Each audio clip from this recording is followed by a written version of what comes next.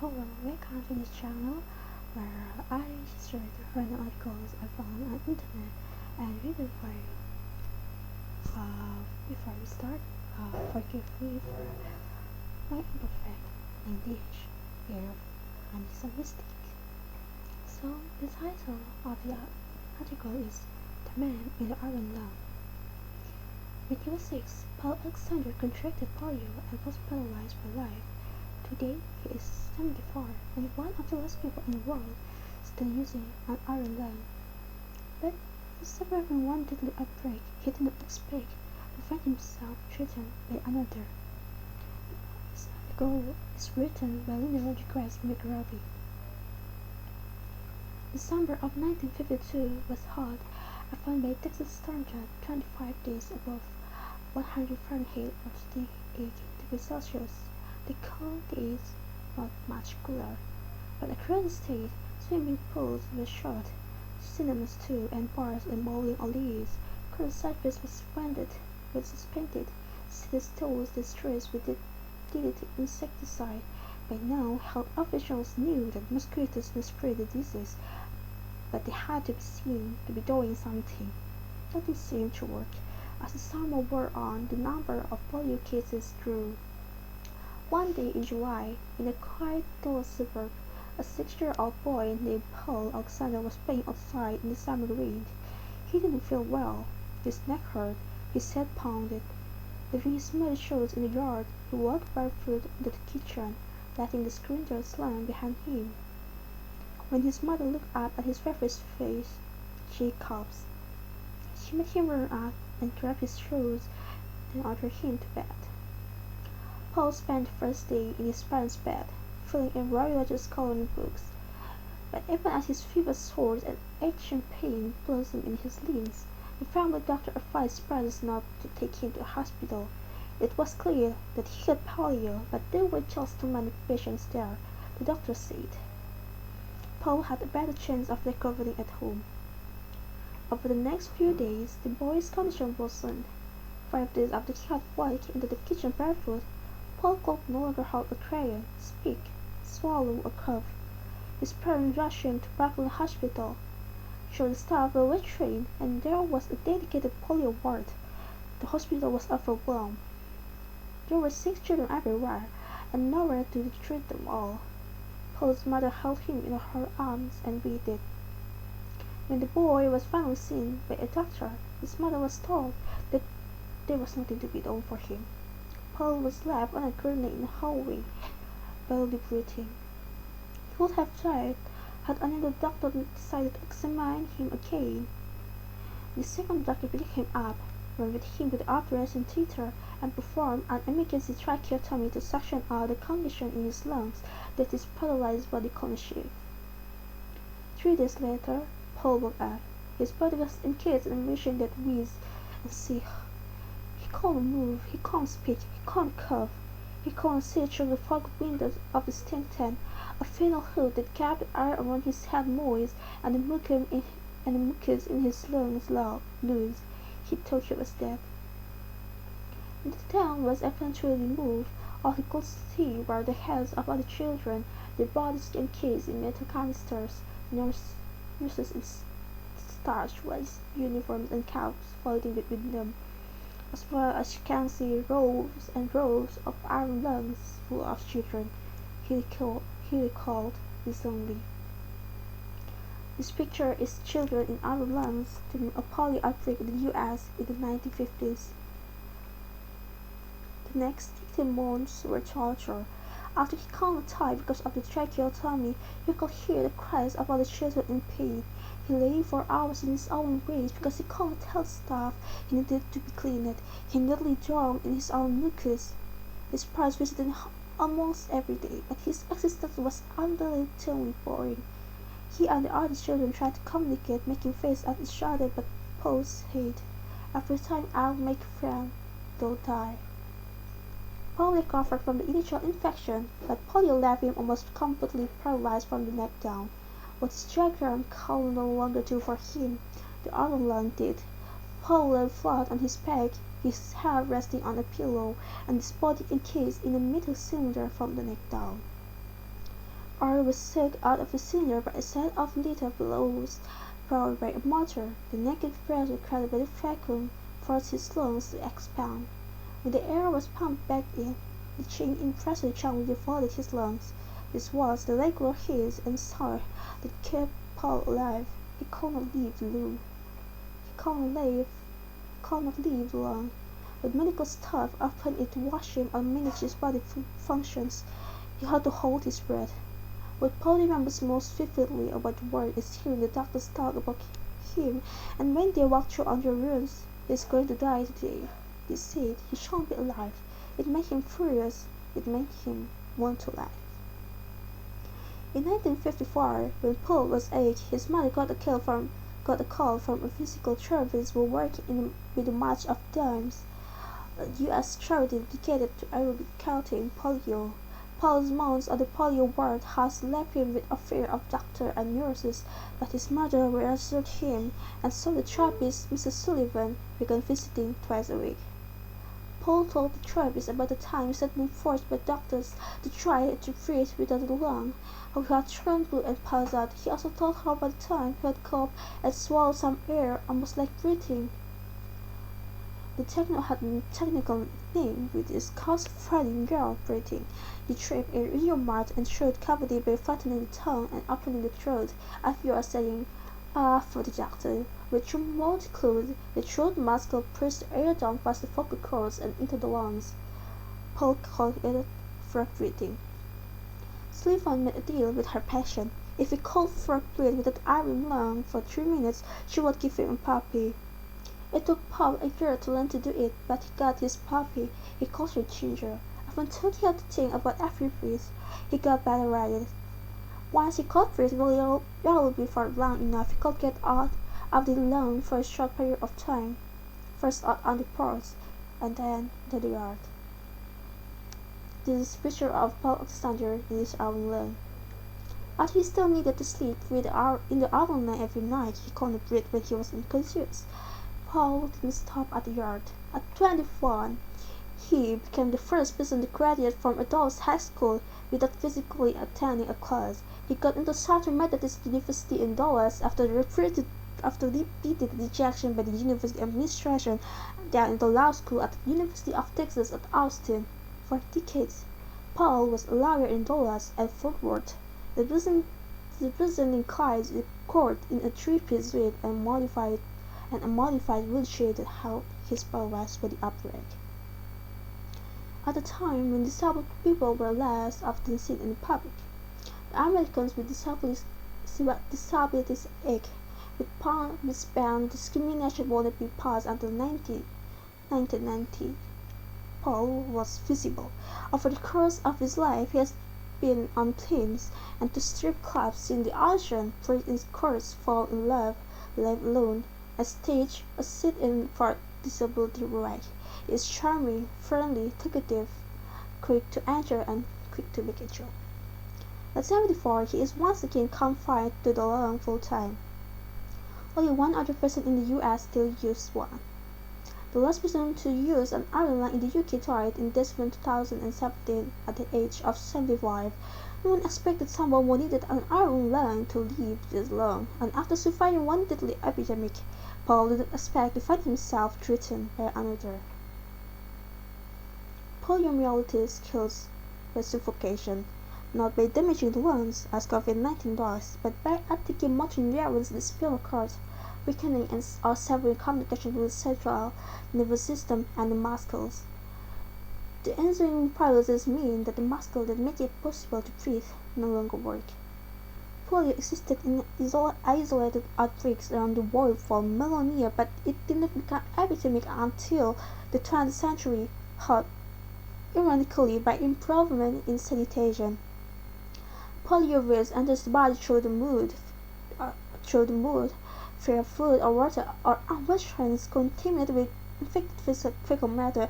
Until the 19th century, almost all children will have come in contact with poliovirus before the age of 1, while they still enjoyed protection from maternal antibodies transferred from mother to baby during pregnancy. However, as sanitation improved, children were less likely to come into contact with poliovirus as babies. When they encountered as older children, their immune systems were unprepared. The U.S. from 1960s onwards is some reported an epidemic of polio in some parts of the nation. At its peak in the 40s and 50s, the virus was responsible for more than 15,000 cases of paralysis in the U.S. each year. During the same period, it killed or paralyzed up to 600,000 people annually worldwide. The year Polio contracted the virus, 1952, saw the largest single outbreak of polio in U.S. history, almost 58,000 cases across the nation. Of those, more than 21,000 people, mostly children, were left with varying degrees of disability and 3,145 died. So polio was not the most lethal of epidemic diseases. It transformed everywhere it touched. It was like the plague. It drove everybody mad. Paul told me when I first spoke to him last year. In places where outbreaks occurred, families sheltered in fear at home with the windows shut. All kinds of public gathering places were closed. Human interaction was laced with uncertainty.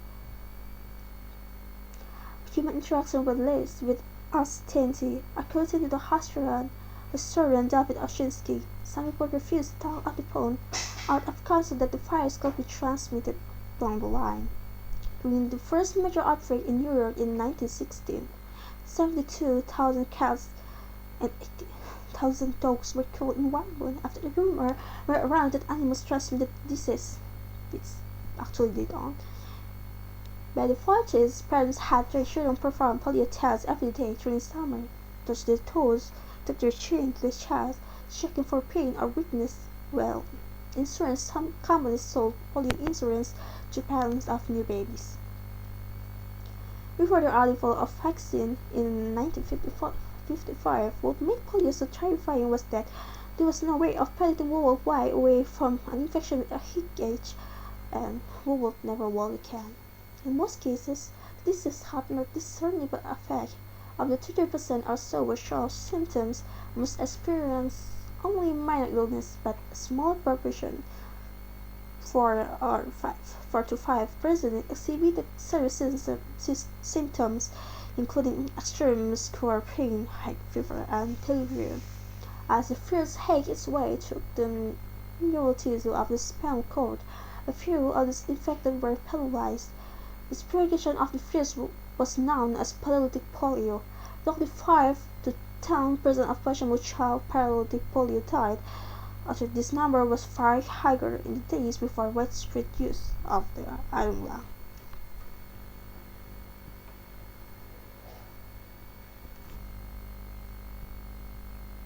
If we have forgotten the terror of epidemics, we are not very impossibly minded. The last time I spoke to Paul in April, it was over Skype. From our respective lockdowns, him in his Ireland, in an apartment in Dallas with a rotating staff of full-time carers and an amazing echo next to his head, and me in my house in Surrey, England. Like polio, COVID-19 can be transmitted by stealing carriers who don't normally have it. Like polio, it has put normal life on hold. And just as with polio, we are pinning our hopes on a vaccine. There's often talk of bringing back the iron lung. The UK-based initiative is trying to bring a new negative pressure ventilator called X7 to hospital for COVID-19 patients. Unlike positive pressure ventilators, the small iron lung will fit over the patient's chest, allowing them to remain conscious, speak, eat, and take medication only as a mission creates for them. It's exactly the way it was. It's almost freaky to me, Paul said of the parallels with polio and COVID-19. It scares me. Though this virus, if it gets it, will likely kill him, life hasn't changed dramatically for Paul since the start of the pandemic. He hasn't been able to venture outside of his lung for more than 5 minutes in years. As one of his friends told me, it's not a strain for him, it's his life. This is Mr. Shelter in place. I asked Paul if he's worried about COVID-19. Sure, he said. Then he added, well, I don't sit around and worry about it. I'm dying a lot. It doesn't make any difference. Paul's health has always been precarious, but it has declined in the past few years. When I first met him in May 2019, he was a long-term inpatient at Clemens Hospital in North. More than 4 months earlier, he had developed a persistent respiratory infection which had sent him to hospital. He also suffers pain in his legs every time he is moved. He had hoped the doctor could help him manage the pain, but he told me it's not about to go away. Looking up from a pillow on a whiteboard attached to one end of the lung, his voice is low, raspy, and sometimes punctuated by coughs. Hearing Paul out on the machine consistency requires the listener to focus on him and tune out the lung. Accordingly, he is used to being listened to. Next to Paul's head was a crude plastic stick, flat and about a foot long, with a pen attached to the end of it. His father crafted a stick like this when Paul was a child, and he has been using versions of it since. He combs the end of the stick in his mouth and manipulates the pen to write, type, and push buttons on the phone, using to send the hospital waiver allowing him to talk to me, after he boasted at having designed anything at all to tell me his own story. This is the most ridiculous thing he called it. Paul's teeth are flattened and worn from years of using the stick. The body inside the lung is causally larger than it was time when he was a child. His muscle atrophied. His neck measures 18 inches around and his jaw muscular built.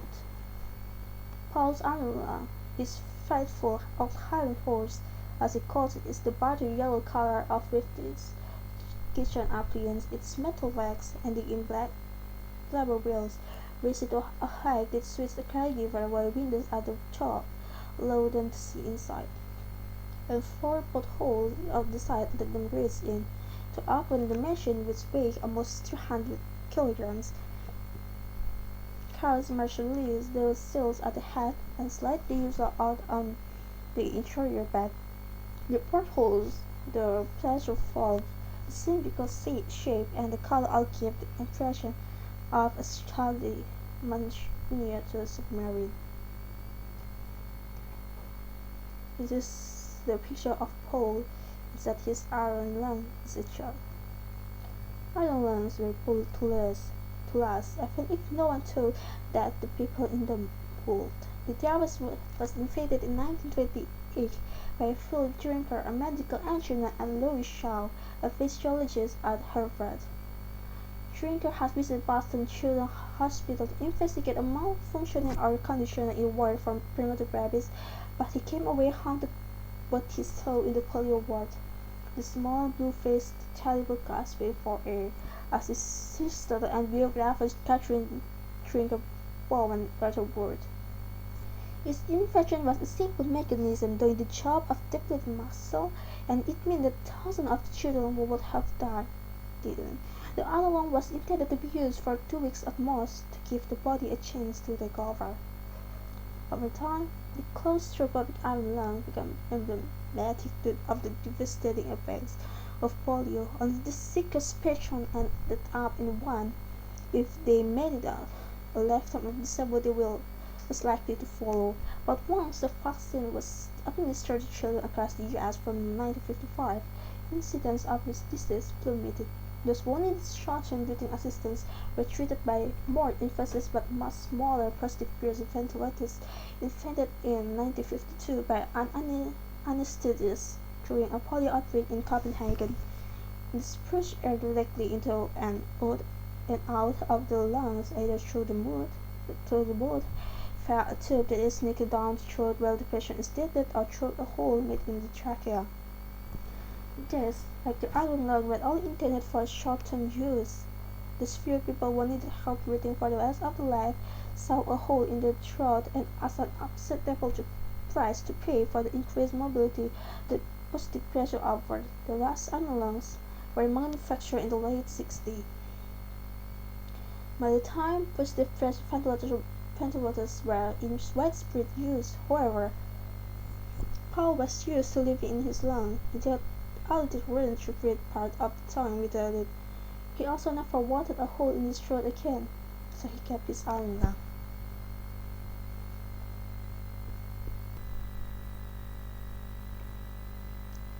With the decline of the disease and the physical reminders of it hidden away in a handful of rooms and care facilities, the gross mass of the Western world, the child of polio, faded from collective memory. You can't believe how many people walk into my love of this, Paul said, and saw my iron lung and said, "What is that?" And I will tell them, "It's an iron lung." "What does it do?" "Breathe for me." "Why?" "I got polio when I was little." "What's polio?" Uh-huh. David Oshinsky, the author of Polio, an American story, believes that the success of vaccines in eradicating so many deadly diseases is especially why the anti-vax movement has gained ground in recent years. These vaccines have done away with the evidence of how frightening these diseases were, he told me. When I visited him at Clemens Hospital, Paul seemed like a kind of medical celebrity. None of the hospital staff had ever seen an iron lung before. As we told, 2 women in nurse scrubs came in. They were from another unit, but they just wanted to meet the man in the iron lung, they said. Paul told them that he was in the middle of an interview. This overexerted, and other nurse said, "We'll just listen for a bit." After they left, Paul told me this happens all the time. That's the way it is like living in a zoo, he said. People often come away from meeting Paul humble, normal-prone, and retired nurse who had been good friends with Paul since 1971 said, "The guy is such an impressive character. Most people are in awe when they first meet him."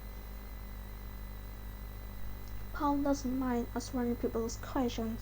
"I'm a lawyer, and I'm paid to talk." He likes talking about polio and lung, and about his life. Because what terrifies him, even more than the possibility of COVID-19, is that the world will forget what polio was like and what he achieved in spite of it.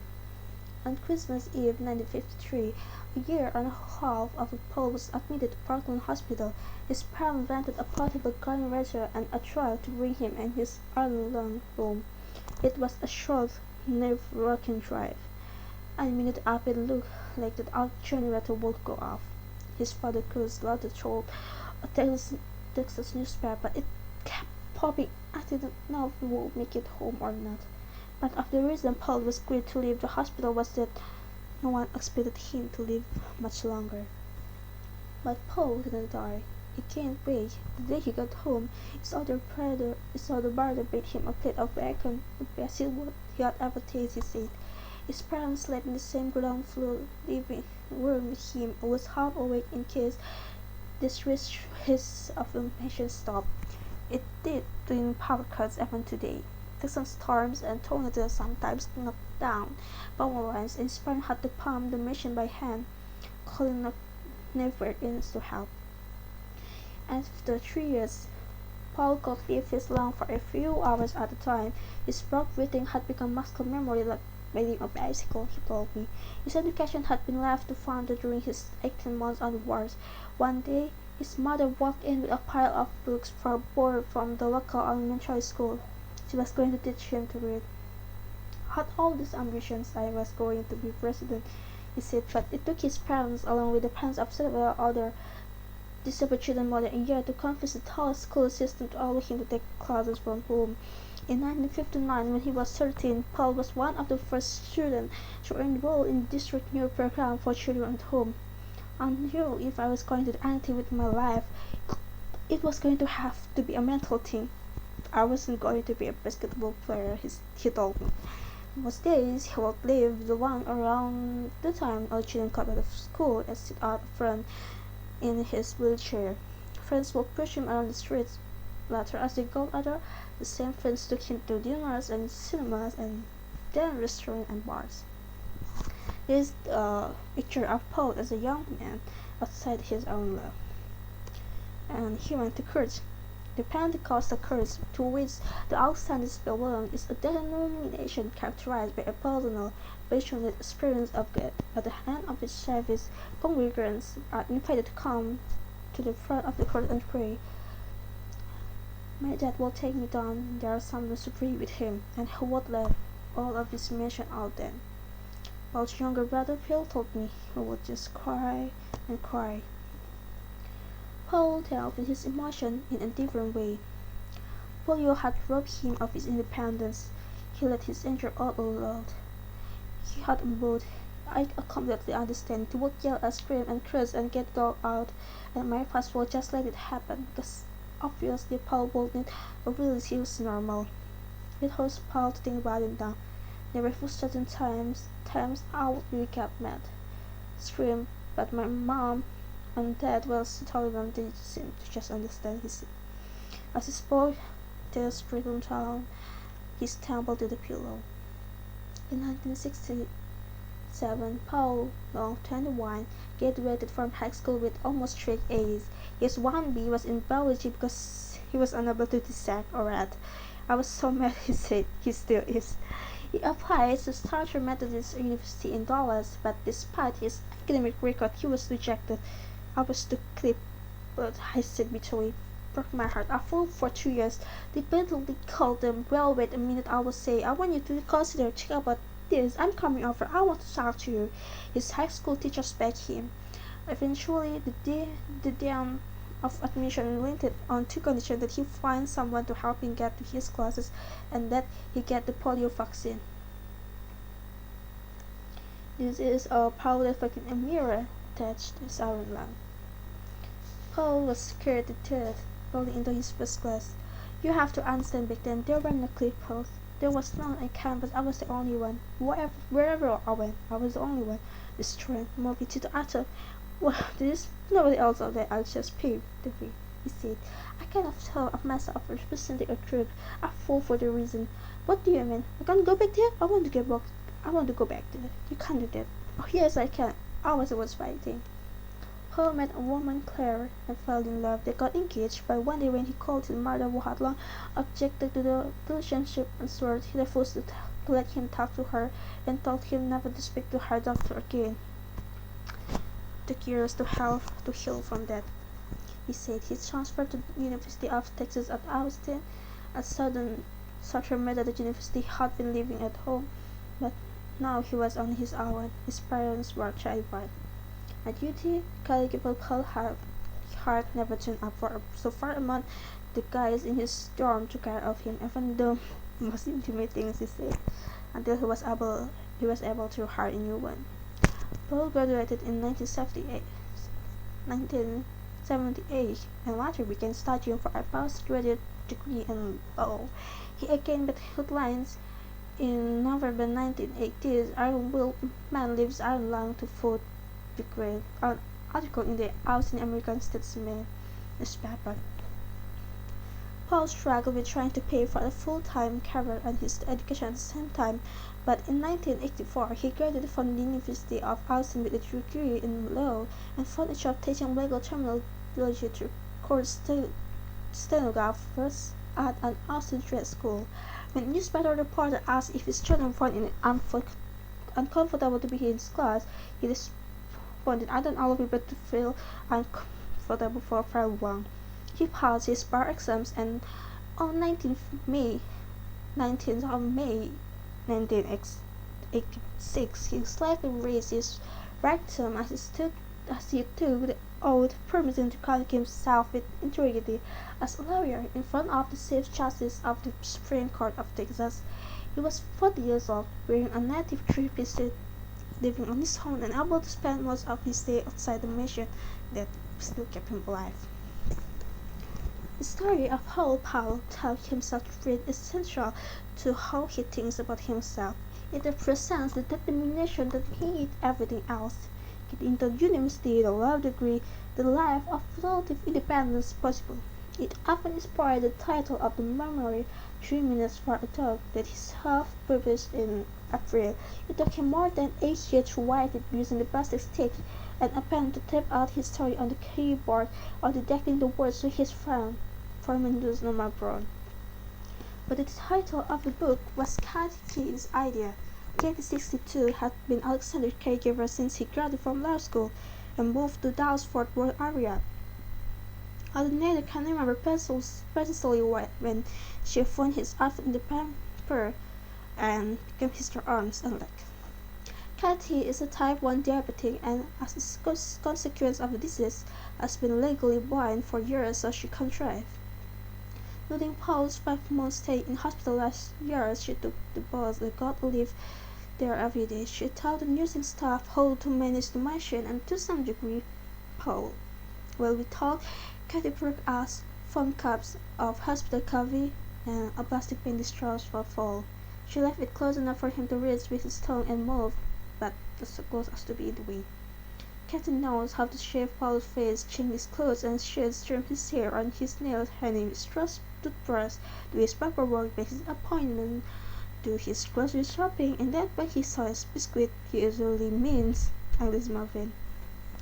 Sometimes she sees his head in a position that she thinks will be uncomfortable for him. She'll move it without asking.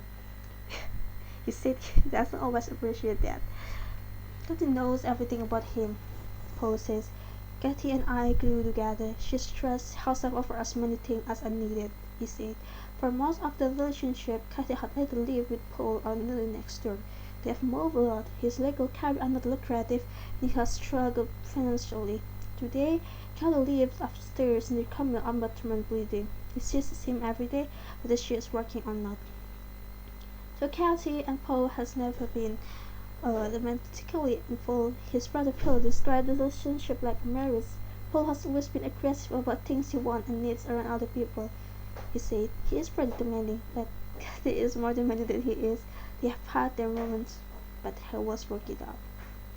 Paul has always craved independence, but his life depends on his caregivers showing up for work, on his elderly not blowing a gasket, on the electricity staying on.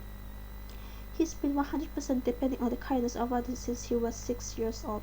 100%, and is stunning by the feature of his voice and his demeanor and his ability to communicate, said Norman Brown.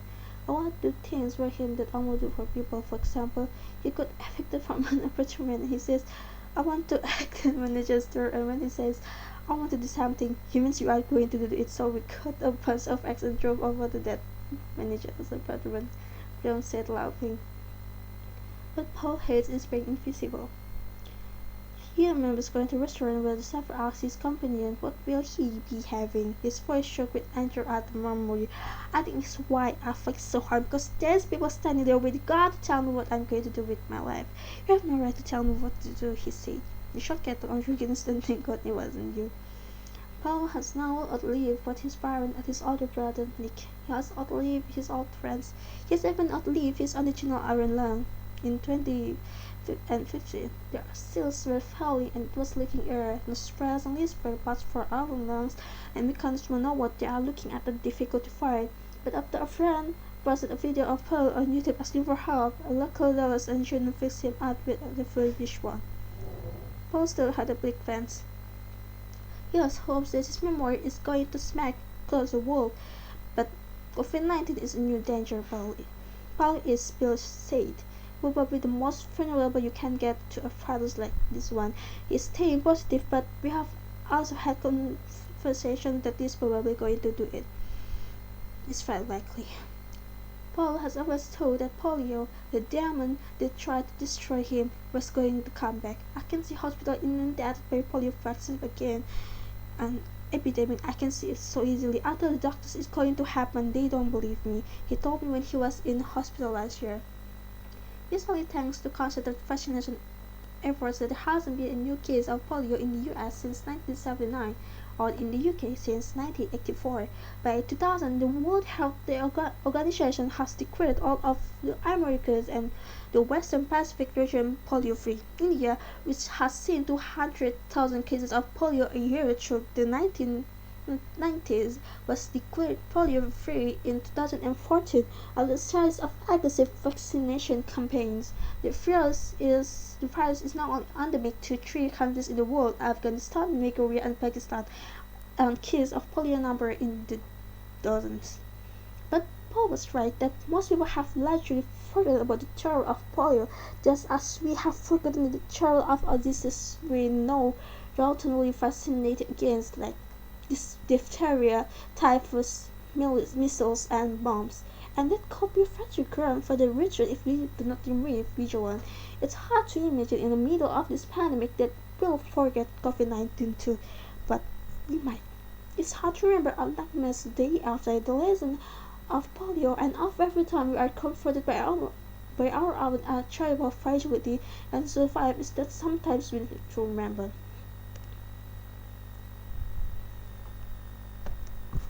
So the article ends.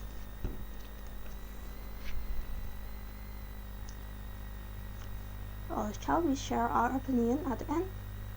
So I think one of the memorable visits is hope because everyone has forgotten polio because the vaccines is working so well. Everybody has forgotten and it means anti-vax activities become more become more aggressive. Yeah, I don't know why. I think there's just some issue with how people are living in conspiracy theories because actually they are not the one who believe in this conspiracy theories actually are not that I mean not educated. Sometimes they are educated but they call this still fall for it. Uh, I think I heard someone say this that actually they are I think if we got grabbed like one of the most absurd conspiracy theories is about flat Earth. Flat Earth. It's proven many times that flat Earth is impossible. The Earth is round. Even sometimes the flat earthers will try themselves and they will get disproved. Then why do they still can't stop it? Well, one of the things I've heard is it's a like a psychological disease. So rather than they are trying to believe that by being different from everyone, they are above them. So if everyone live in like round